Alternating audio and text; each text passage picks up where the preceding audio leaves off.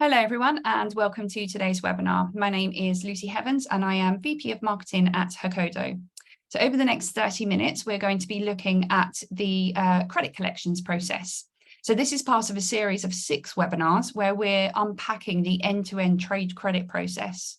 So a couple of quick housekeeping points before we start. Firstly, the format for today's webinar is a panel discussion. So I am going to be having a very informative discussion with my expert here with me today.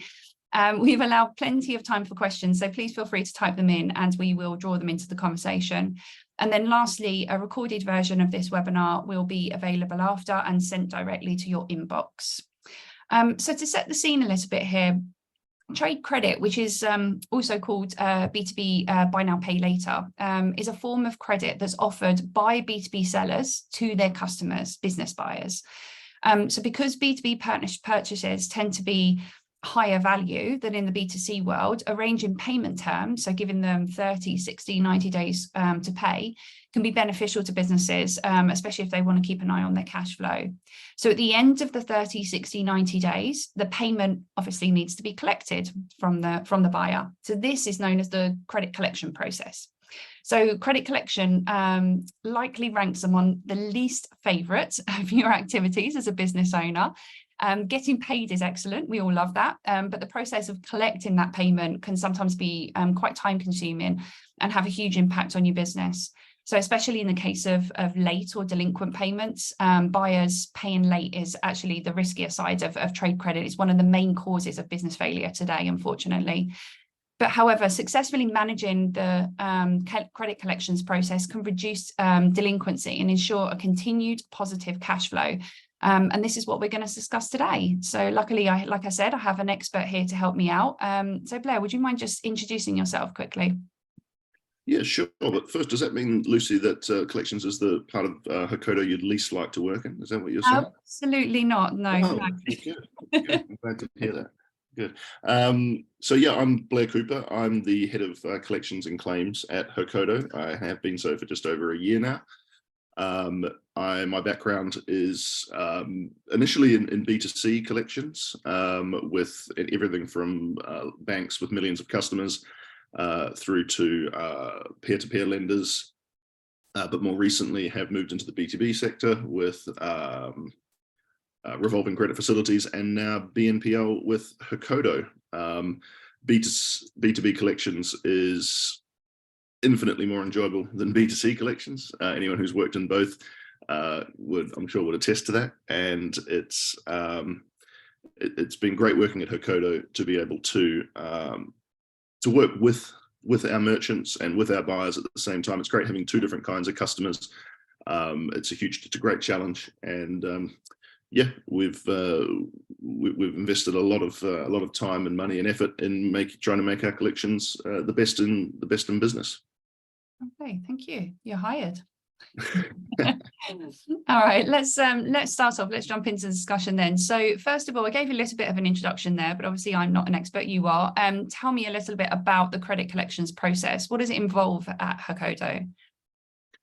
Sure. So we tailor our collections process based on many different factors. Well, there's no sort of one size fits all approach, but obviously the perfect scenario is that I don't have a job in collections because all of the buyers pay on time, and they come back and purchase again, and it's a smooth experience. But we know, of course, that that's not always the case. At the moment, we have anywhere between sort of 4 and 7% of buyers flowing into collections, depending on the risk appetite that our merchants are working with.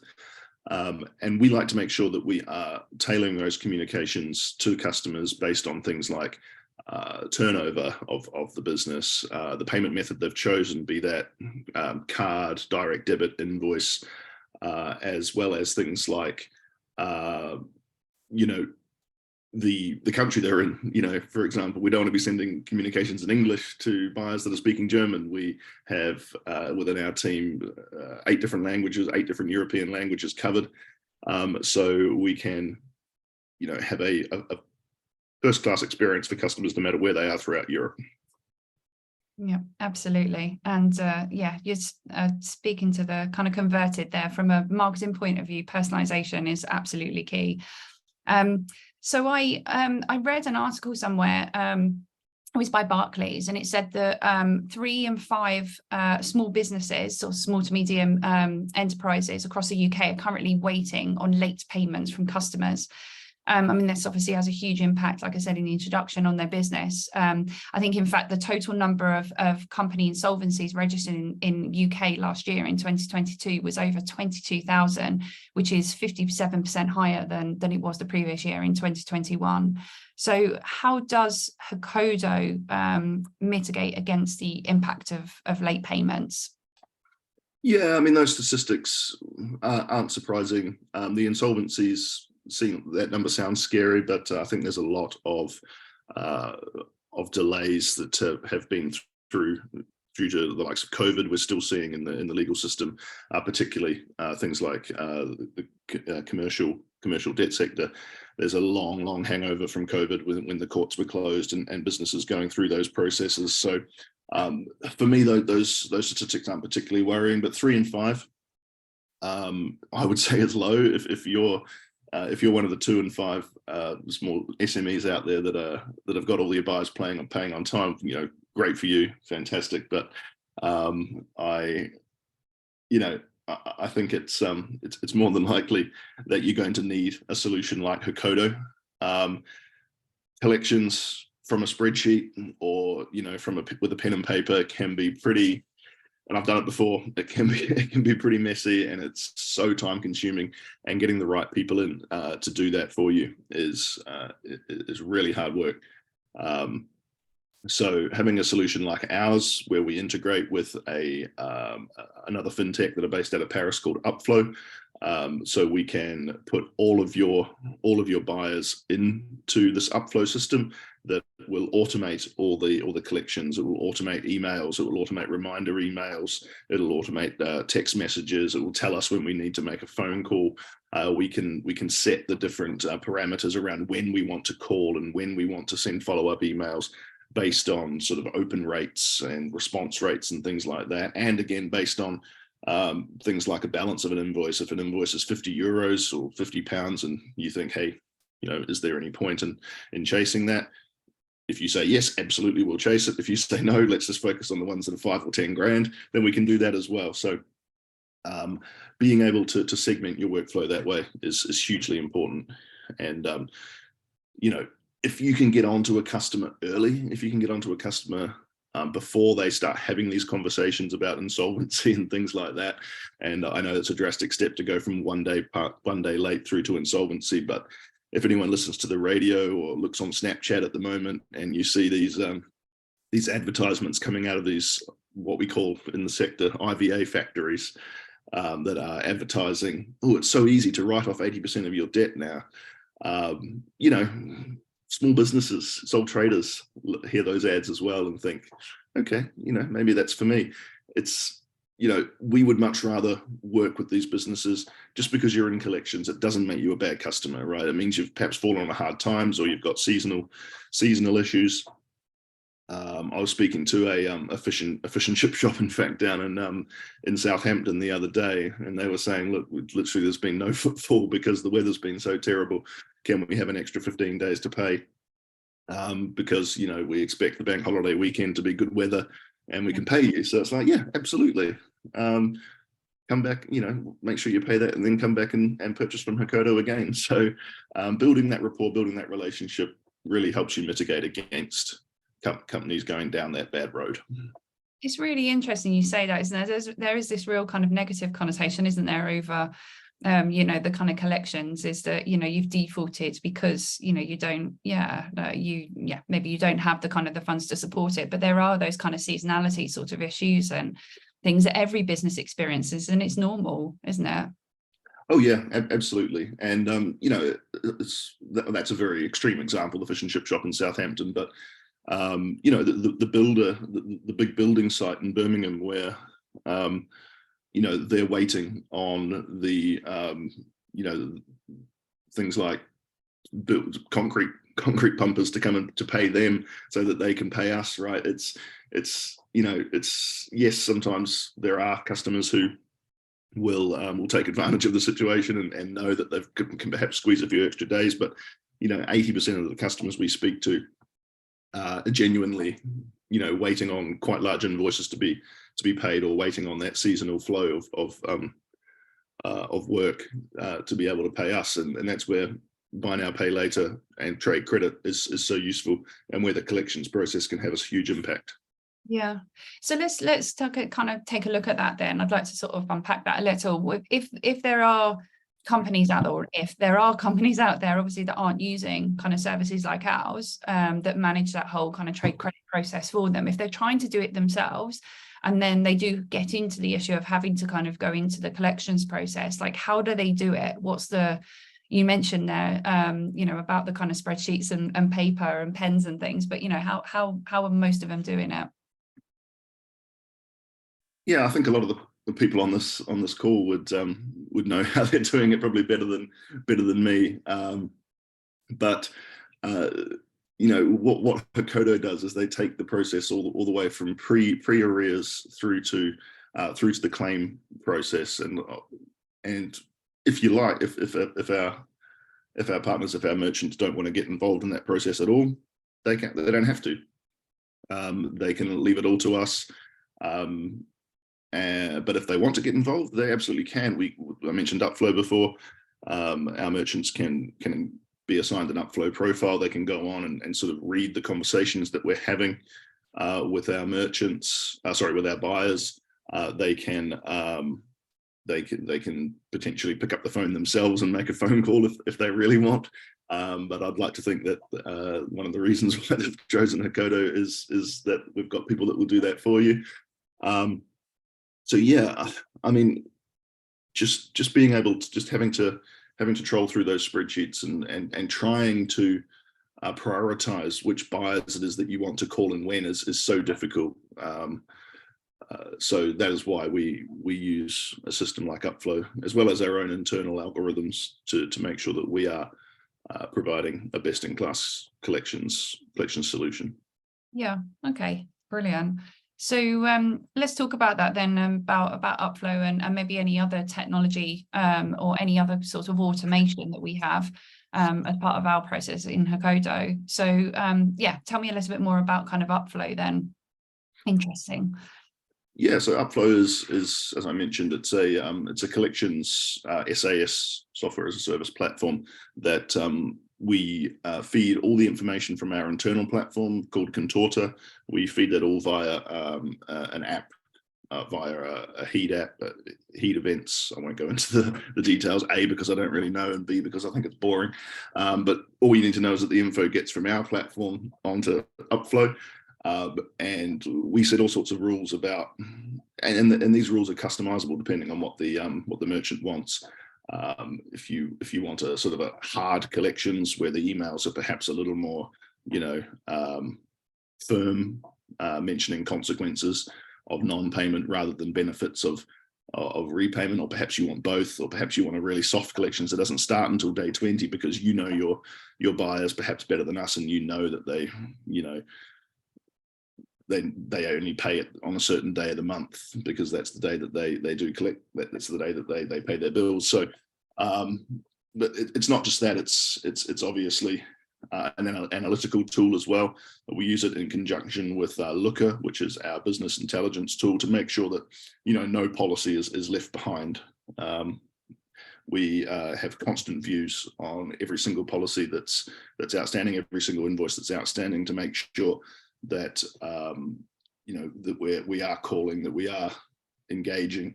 If we have set a payment plan, that we are monitoring that payment plan to make sure that the payments come in. That's one of the big things that Looker can look at in conjunction with Upflow can do for you, is tell you if that payment arrangement has been broken. If a customer had a 200 euro invoice and was paying it at 50 euros a month in order to clear the debt, we'll get a reminder in the morning that says, hey, this customer was meant to pay this morning, they haven't. You might want to think about following up. So that kind of you know, intelligent tool that we have at our disposal makes our job easy, and it means that we're not wasting a lot of time reconciling against bank records to see whether Mr. Smith has paid his €50 that he was meant to pay this morning. So yeah, it's makes it hugely efficient. And that flexibility that you said, and the kind of that relationship, I think is really, really important, isn't it, with the B2B sellers, with the merchants, in how the follow-up is, because it is an extension of their team and their service, isn't it?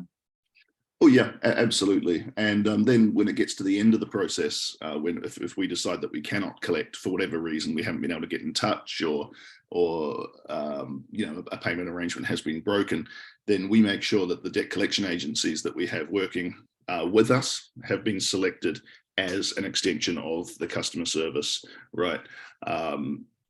So at the end of usually around 40 to 45 days, we will, with no reply, we will outsource the unpaid invoices to a debt collection agency, which are unique to each country that we're in. So at the moment we have 5 different debt collection agencies, 1 in each geography. And we make sure we monitor their calls, and we talk to their agents to make sure that they are an extension of that customer service. Because again, even though you've gone to a debt collection agency, which you hear those 3 words and you think, oh God, stigma, that's it, I'm never going to be able to borrow again. Not always the case. Some people have things going on, some businesses have things going on, and it doesn't make them bad businesses. So, but at the same time, we have different paths that these customers can go down at these various agencies, depending on their interaction with us. And but the most important thing is that that it is an extension of that we are an extension of our merchants, of our clients, and that our debt collection agencies are also an extension of that. Yeah, I have visions out of, like the movies of the big, like Men in Black sort of thing, knocking on the door. And yeah, there's less and less of that. I mean, the old can't pay, will take it away. That there is some reality to that. But you'll have to ignore me for a long time before we send the heavies around. I was going to say, I'm sure we don't have to, there's not many times we get involved in that, do we? There's no one at Hokodo that I've managed to convince to go out and do that yet. But yeah, it does happen. And again, we take the lean from our clients, from our merchants, as to whether they want to do that sort of thing. But by that stage, we've already made a claim on our insurance anyway. So essentially, that stage of collections is only for the benefit of our insurer, and obviously for us to lower our premiums and to lower our loss ratio. But it does happen, especially if we know and we can tell if someone's got an online presence and they're constantly advertising on Facebook that they're doing really well, and that they've got loads of new customers. Then they might get a knock on the door saying, "Hey, don't forget to pay Hokodo." Yeah, exactly. My next question sort of seems a little, you've answered it, but I suppose maybe let's just kind of recap. But I was going to ask you kind of what the benefits are of choosing to work with kind of a partner. So basically like outsourcing this collections as opposed to, doing it in-house. And like I say, yeah, you've kind of answered, but just to sort of recap on some of those benefits, if you don't mind. Yeah, I think the main benefit of outsourcing is you can keep your overheads in terms of staffing costs as low as possible. Collectors, depending on where you're based in the country, a good collector or a good team of collectors certainly doesn't come cheap. But at Hokodo, obviously, and especially if you're an SME and you perhaps don't have a large portfolio of debts that have built up, being able to outsource that to the likes of us, where our collectors are always busy every day. There's and the fact that they speak so many different languages means that they can flex throughout different geographies. If there's the bad debt rate is lower in the UK, they can focus on France, for example. But yeah, being able to do that while keeping control and keeping an eye of sight on what's going on through Upflow. So you're not just going, okay, Hokodo, here are my customers. If they go late, we trust you to get the money back. I mean, great if you want to trust us, but you can also, be as involved in that process as you like, and it's not going to cost you anything in terms of staff and cost, at least. Yeah, exactly. So as I mentioned at the start, this webinar is part of a series where we're breaking down all the different kind of elements of parts of the process, the trade credit process. So we're covering, like the other webinars, we've been covering fraud and risk, the financing part. So collections is sometimes, I suppose, seen as almost like the last step of the process. But how does it interact with those other kind of areas that I mentioned? Yeah, well, obviously the insurance part of it is huge. We are the main drivers of the insurance. We are the main drivers of that relationship with our insurer to make sure that they trust us, that we are doing a good job. If they think that we are, not collecting as we should be, or not being as thorough as we could be, potentially premiums go up and costs need to be passed on to our merchants. So we're in constant contact with them to keep those conversations and that trust and that relationship strong. Credit are a huge part of our lives. We're essentially two sides of the same coin, really. If your credit and your collections teams aren't talking to each other, then make them talk to each other, because they can learn so much from each other. One of the things we do at Hokodo is make our credit underwriters spend a week and a half in collections, so that they can see some of the implications, perhaps, of the decisions that they've made, and the reverse as well. So that because if you're in collections all day, you are probably seeing the 5% that are struggling. So it's important to realize that there's 95% out there that are doing really well and making a lot of money for Hokodo and for our merchants. So it's important that they spend time in credit as well to understand how the decisioning models work. So that's a massive part of life in collections. Yeah. And how about the kind of the fraud side of it as well? Because it was one of the things I was sort of thinking about earlier when you were saying about, kind of the collecting and looking at the company, and, if you're seeing kind of that they look like a reputable company, they've got lots of orders and customers and things going on, where do you kind of get involved in the fraud side of it? Yeah, luckily our fraud models are really, really strong. We don't see a lot of it, but there is a bit, and most of the fraud we see is bad intent, with customers sort of maybe making one purchase, validating their sort of existence as a legitimate business, and then using their full credit facility and then going away and never paying. But as I mentioned earlier, we have ways of dealing with that. Third-party fraud is very, very rare.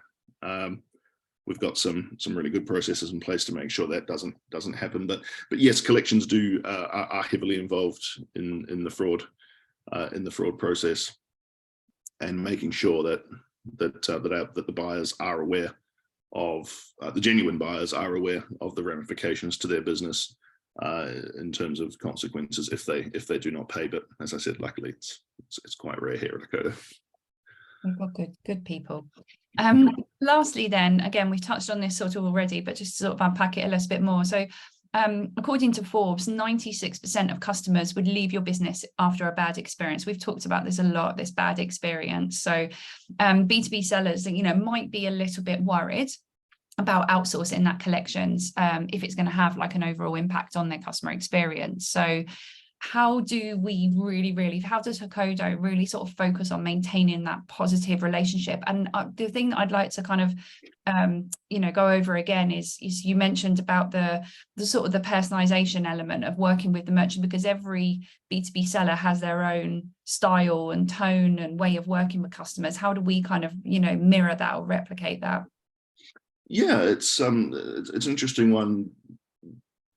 We have completely different, for example, we're working with the likes of stores that might be selling, candles or incense and things like that, all the way through to I mentioned the building site that where we're, providing BNPL solutions for concrete pumping and things like that. So and using the same language in an email or having the same approach in a phone call is just not going to work, right? So the important thing is to talk to our merchants. You know, what we'd want more of is for collections to be fully integrated with the onboarding part, so we can say, hey, look, you know your buyers better than us. Why don't you tell us the language that you would like us to use here? Here are some non-negotiables that we need to put in, you know, X, Y, and Z, but everything else you can build around and you know, do what you like in order to approach this the best way and make sure that that your customers are still having that good experience. Because we do understand that if we mess up, you know, potentially it's not only business that's going to be driven away from Hokodo, but potentially driven away from the merchant platform altogether, which is obviously the very last thing that we want. So it's hugely important to us that we are, well, really responsive. Our first response time for email tickets is less than 5 hours, which, you know, and that's not 5 business hours, that's 5 hours overall for the year. So we're really proud of that on average we respond to our buyers really quickly. And we respond to them in, well, not just the language in terms of the geography, but also the language in terms of how we think, or how our merchants tell us their buyers are thinking and how they act. So yeah, that's a hugely important part of our business, and we hope that when it comes to integration and the onboarding process, we can do more and more of that. That's fantastic. Yeah, there's that, you know, really neat combination of you guys being the experts at kind of the credit collections process, and then, you know, the merchants being the experts with, you know, their buyers, knowing their buyers. So best of both worlds, really. Exactly. Yeah. Perfect. That's brilliant. All right. Thank you very much. We're just coming up to time now, so I'm gonna wrap it up. But this has been really interesting. Thank you very much. You've made collections an exciting topic, Blair.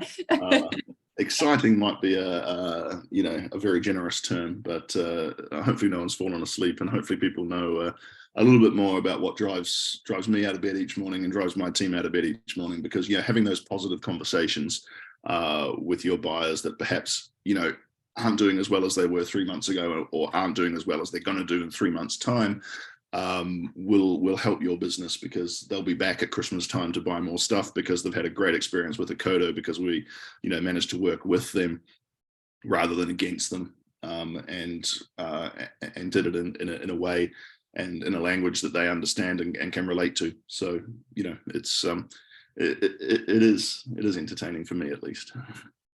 Good. Lovely. Thank you very much, Blair. And thank you everyone for watching. Enjoy the rest of your day.